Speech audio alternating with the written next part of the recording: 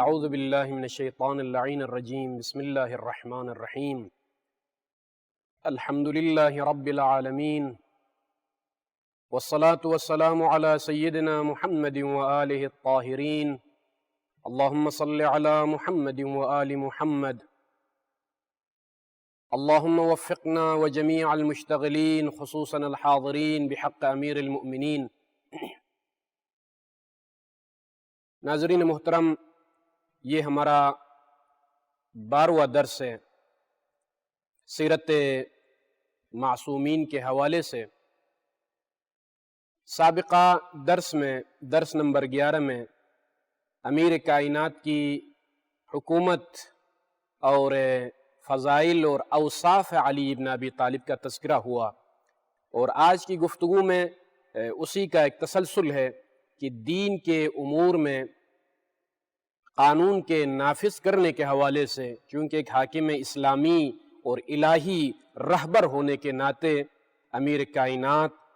انتہائی سختی سے کام لیتے تھے۔ حاکم وقت ہونے کے ناطے، چونکہ خود معصوم بھی ہے، امام وقت بھی ہے، اور اللہ کا نمائندہ بھی ہے، اور خلیفہ بلا فصل بھی ہے، اور حکومت ظاہری بھی علی کے پاس ہے۔ تو یہ حکومت ظاہری کی جو تعبیر بار بار استعمال ہوتی ہے، یعنی ظاہری کرسی وَإِلَّا منصب الہی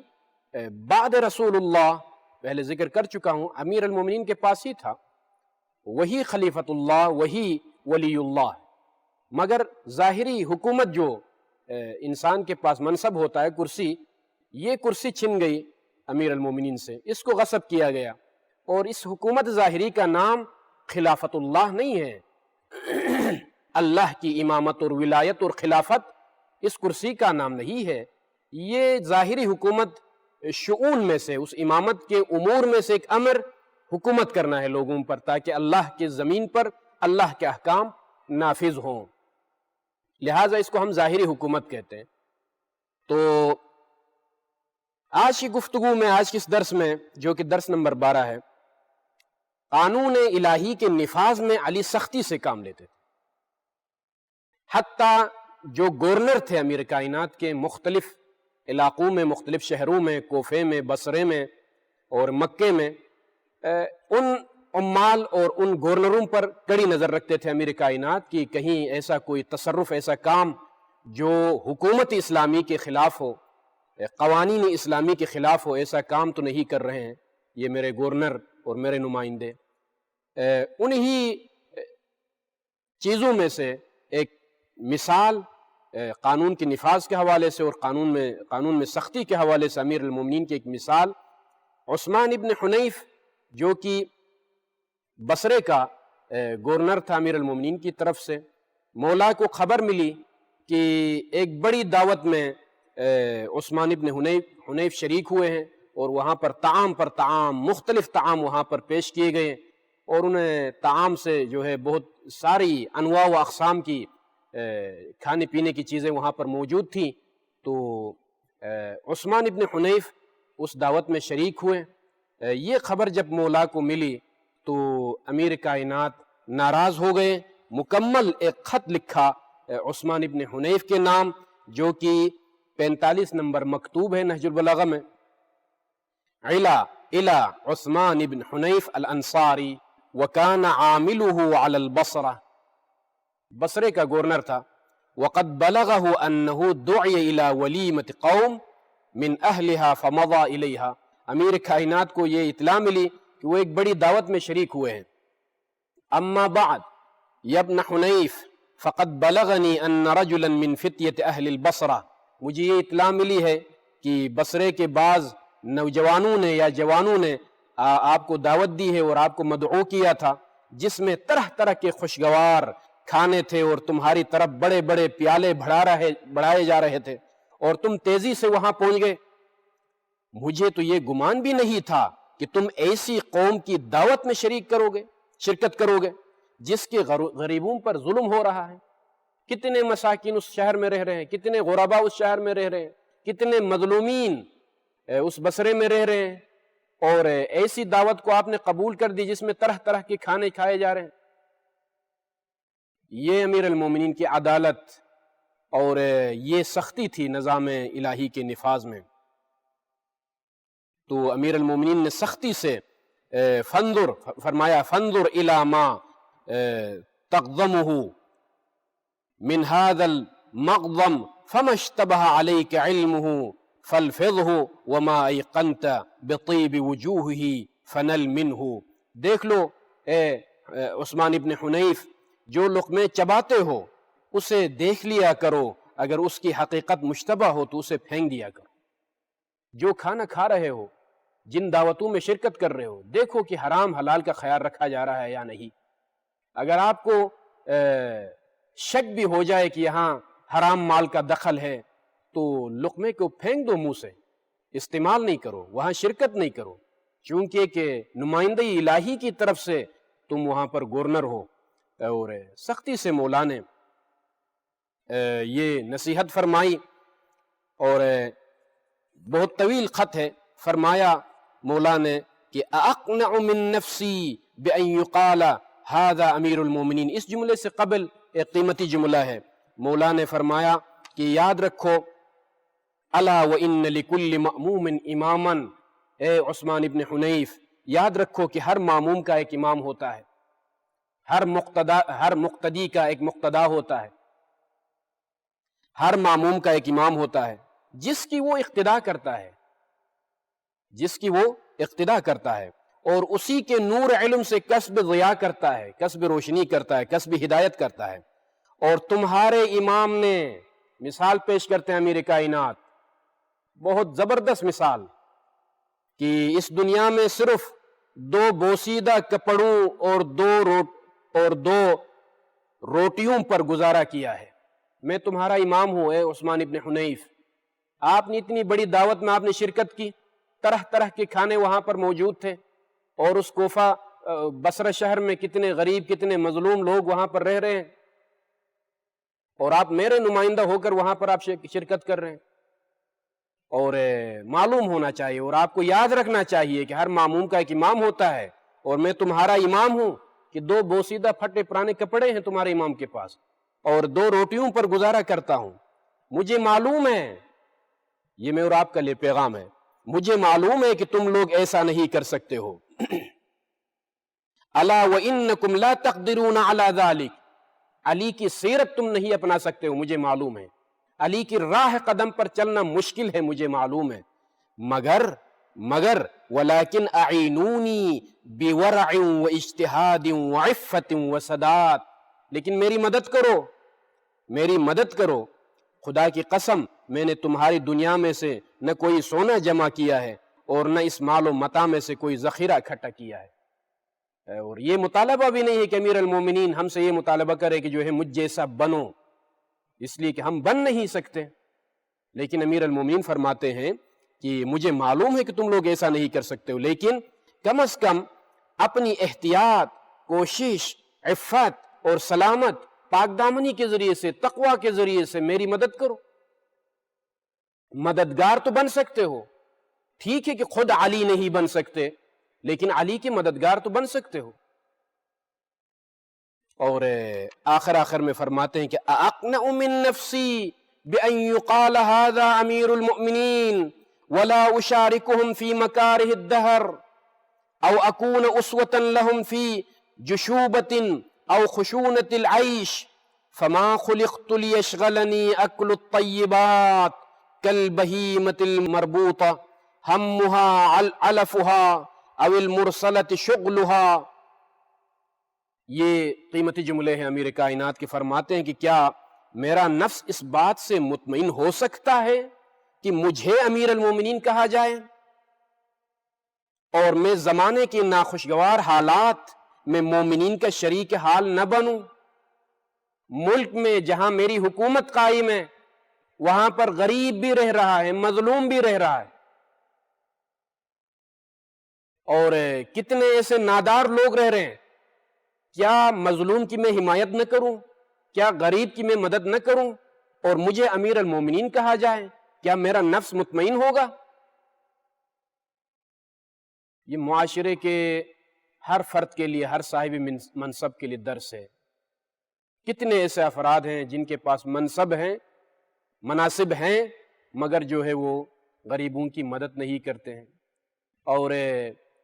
مظلوموں کی حمایت نہیں کرتے ہیں۔ پوری دنیا میں کتنے مظلوم ہیں آج دنیا میں، بڑے بڑے حکمران خاموش ہیں، لیکن امیر کائنات فرماتے ہیں کہ مجھے امیر المومنین، ملک کا حاکم اور سربراہ کہا جائے اور میں خوش رہوں اس بات پر۔ وہ حال آن کہ ملک میں، ریاست میں، شہر میں غریب بھی رہ رہا ہے اور ان کے غم میں اور ان کی مصیبتوں میں اور ان کی مشکلات میں میں شامل نہ ہو جاؤں، شریک نہ ہو جاؤں، یہ قابل قبول نہیں ہے۔ اور بڑی سختی سے مولا کام لیتے تھے، بیت المال کی تقسیم کے حوالے سے کوئی حق کسی پر باقی نہ رہے، خود امیر المومنین پر حق نہ رہے۔ اور تاریخ بتاتی ہے، سیرت ہمیں بتاتی ہے کہ جس جگہ پر بیت المال، جہاں پر مسلمین کا، غرباء کا، مساکین کا مال جمع کرتے تھے، وہ مال مکمل تقسیم کرنے کے بعد 2 رکعت نماز پڑھتے تھے۔ 2 رکعت نماز پڑھ کر زمین سے مخاطب ہو کے مولا فرماتے ہیں، یا ارض اللہ، اے زمین خدا، روز قیامت گواہی دینا، املأتک بحق وافرغتک بحق، حق کے ساتھ تمہارے اوپر اس مال کو جمع کیا تھا، تمہاری پشت پر اے زمین خدا، حق کے ساتھ میں نے جمع کیا تھا، کسی سے ظلم کر کے مال چھین کے نہیں، حق کے ساتھ میں نے مال جمع کیا تھا۔ وَأَفْرَغْتُكِ بِحَقٍ، اور حق اور انصاف کے ساتھ تمہیں میں نے فارغ کیا ہے، یعنی تقسیم کیا ہے مال کو، تاکہ یہ زمین، اور یہ انشاءاللہ تعالیٰ پھر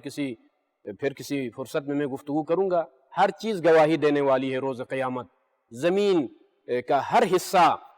جس پر ظلم ہوا ہے، جس پر گناہ ہوا ہے، اور وہاں پر چیزیں شہادت دینے والی ہے۔ امیر کائنات 2 رکعت نماز پڑھ کے زمین سے اقرار لیتے ہیں کہ اے ارض خدا، گواہی دینا، شاہد بننا روز قیامت کہ علی نے یہاں جو مال اکٹھا کیا تھا، بیت المال، حق اور انصاف کے ساتھ جمع کیا تھا، اور حق اور انصاف کے ساتھ علی نے تقسیم کیا۔ مولا فرماتے ہیں کہ ممکن نہیں ہے، واللہ لأن ابیت علی حسک السعدان مسہدا او اجر فی الاغلال مصفدا اہون من ان القی اللہ ورسولہ یوم القیامہ ظالما لبعض العباد۔ امیر کائنات کی یہ جملے قیمتی جملے ہیں کہ امیر کائنات فرماتے ہیں کہ ایک خاردار پودے پر رات گزارنا امیر کائنات کے لیے بہت آسان ہے، بہت آسان ہے، اور یا ایک غلام کے مانند زنجیروں میں باندھ کر امیر کائنات کو کھینچا جانا، یہ بھی آسان ہے میرے لیے، مگر بہت مشکل مرحلہ ہے علی کے لیے کہ روز قیامت رسول اللہ کی بارگاہ میں اور اللہ کے حضور اس حالت میں جاؤں کہ دنیا میں کسی بندے پر میں نے ظلم کیا۔ صلوات اللہ وسلامہ علیہ یا امیر المؤمنین۔ عقیل کا واقعہ، بھائی ہے، امیر المومنین کے بھائی ہے، حکم الہی کے نفاذ میں لا تأخذہ لومۃ لائم، ملامت کرنے والوں کی ملامت کی پرواہ نہیں کرتے تھے مولا۔ بھائی ہیں، علی کی حکومت ہے اور صاحب اولاد ہیں، عقیل، چھوٹے چھوٹے بچے ہیں، اور گھر میں کھانے کے لیے کھانا نہیں ہے،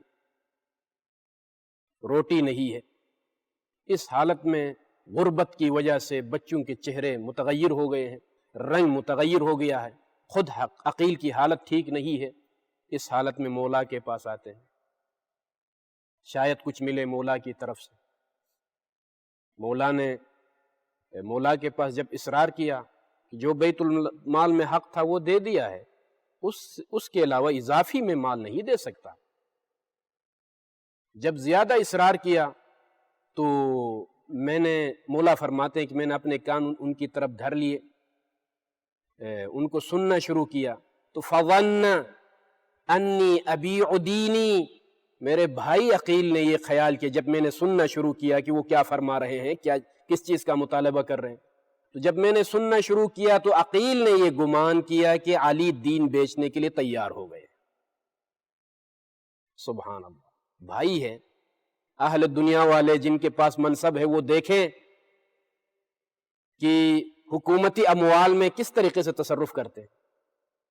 کس طرح خرچ کرتے ہیں حکومت کے اموال جن میں جو ہے غریبوں کا حق ہے، بیت المال۔ کتنے لوگ رشتہ داروں میں اپنی مرضی کے مطابق اور چاپلوسی کرنے والوں کو اور دیگر جو افراد ہوتے ہیں، درباری افراد ہوتے ہیں ان کے، وہاں پر بے دردی کے ساتھ اس مال کو خرچ کیا جاتا ہے۔ لیکن امیر کائنات کی سیرت دیکھیے کہ عقیل نے خیال کیا، جب میں نے سننا شروع کیا تو عقیل نے خیال کیا کہ علی دین بیچنے کے لیے تیار ہو گئے ہیں، مگر امیر کائنات نے ایک لوہا گرم کروایا اور عقیل کے پاس جب لے کر قریب کیا اس لوہے کو جس کو گرم کیا تھا تو چیخنے لگا، واہ ویلا کرنے لگا۔ تو امیر کائنات نے فرمایا، اے عقیل، یہ ہنسی مذاق میں جس لوہے کو میں نے گرم کیا ہے اتنی فریادیں کرتے ہو، اس آگ سے مجھے کون بچائے گا جس کو جبار نے بھڑکایا ہے۔ تو یہ سیرت امیر المومنین ہے کہ نفاذ قانون الہی میں، اسلامی احکام کے نفاذ میں لا تأخذہ فی اللہ لومۃ لائم، ملامت کرنے والوں کی ملامت کی پرواہ نہیں کرتے تھے۔ یقیناً حق اور انصاف اور حق اور باطل کی پہچان اور پھر اس پر عمل کرنا، یہ تمام چیزیں میں اور آپ کو دعوت دیتی ہے کہ حق کو پہچانیں، اور چاہے باطل پر جو ہے، چاہے اگرچہ کتنا قریبی رشتہ دار ہی کیوں نہ ہو، اگر مطالبہ باطل ہے تو باطل کہنے میں اس کو باطل کہنے میں کوئی حرج نہیں ہے، باطل کہنا چاہیے، جرأت سے کام لینا چاہیے۔ اور امیر المومنین کی سیرت کو سامنے رکھ کر جن جن کے پاس منصب ہیں، منصب حکومت ہے، ان کو بھی چاہیے کہ امیر کائنات کی سیرت کو سامنے رکھیں، اور معاشرے میں جہاں پر ہم زندگی بسر کر رہے ہیں، خود حتیٰ ایک گھر کی فیملی کا جو سربراہ ہے وہ بھی عدل و انصاف سے گھر کے افراد کے درمیان حقوق کے لحاظ سے، گفتگو کے لحاظ سے، رفتار کے لحاظ سے اسی سیرت پر چلتے ہوئے زندگی گزارنے کی کوشش کرنی چاہیے۔ یہ میرے لیے اور آپ کے لیے یہ سیرت حجت ہے، اسی لیے ہم اس سیرت کو پڑھتے ہیں، سنتے ہیں، بیان کرتے ہیں۔ آج یہ جو 12واں درس ہے ہمارا امیر المومنین کے حرم سے، جو کہ جمعرات کا دن ہے اور سارے مومنین زیارت کے لیے آتے ہیں، لیکن چونکہ ایام میں زائرین نہیں آ سکتے ہیں، وبا کے ایام ہیں اور پوری دنیا کا نظام معطل ہو گیا ہے، تو میں اپنے ناظرین کی طرف سے اور اپنے دوست احباب کی طرف سے، ماؤں بہنوں کی طرف سے، چونکہ ذریعہ مطہر کے قریب ہم بیٹھے ہوئے ہیں، اور میں آپ تمام مومنین کی نیابت میں سلام کروں گا مولا کی خدمت میں۔ السلام علیکہ یا امیر المؤمنین یا علی ابن ابی طالب، السلام علیکہ یا ابا الحسن والحسین، السلام علیکہ وعلی ضجیعیک آدم و نوح وعلی جاریک ہود و صالح، السلام علیکم ورحمۃ اللہ وبرکاتہ۔